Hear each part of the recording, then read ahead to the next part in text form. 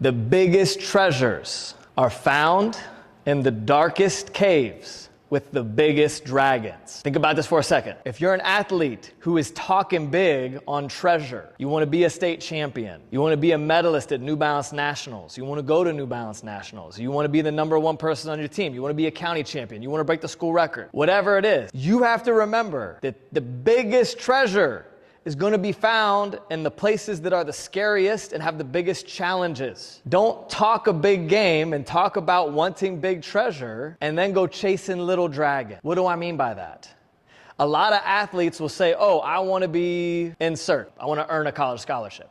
What they really mean is they want to earn a college scholarship on their terms. I still want to be able to go out with my friends all the time on the weekends. I don't want to have to get up too early to do runs before school. I want to work hard, but I don't want to work too hard because I'm afraid I might get hurt. I'm not happy with how my things are going with my team, but I don't want to get a private coach because I don't want to make my high school coach mad. I don't want to upset him.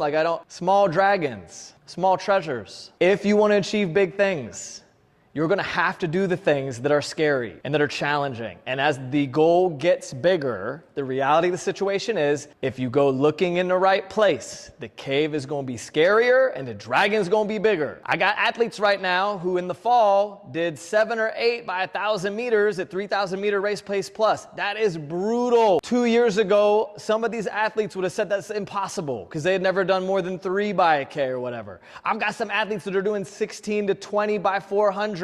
Starting at my race pace and cutting down. That's a little scary. When I was in college, I did some crazy stuff. My goal was to be a professional runner, but I did some crazy stuff. I did 115 to 120 miles a week on singles. That's a big dragon. I did 115 to 120 miles a week on one run a day. Yes, I could have got hurt. That's scary. Yes, I had to go to sleep early. I missed out on social stuff. That's scary. That's uncomfortable. Yes, I had to go do some insanely hard workouts. I think one time I did like 32 by 350 or something like that one time. I think we started at like 10K race pace. I don't even remember. We love stories where there are monsters and heroes. Don't talk a big treasure and then be afraid to go fight the dragon that's guarding it. Sometimes these things aren't obvious. Maybe the thing that you don't want to do that's scary for you is you need to meditate. You need to journal.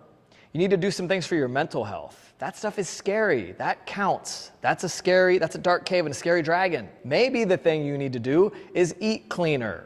And you just don't want to do it because you don't want to do it.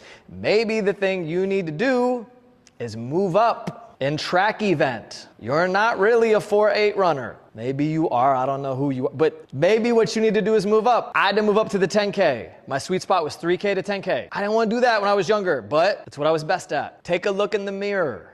Take a look at your situation. What are the things that are scary and difficult that you are avoiding doing? And as a result, you are going out, might claim to be a serious runner and you want to do all these things, but you're really just out hunting little treasures. You're just killing little dragons in well-lit caves that are not scary, and you are getting little treasures.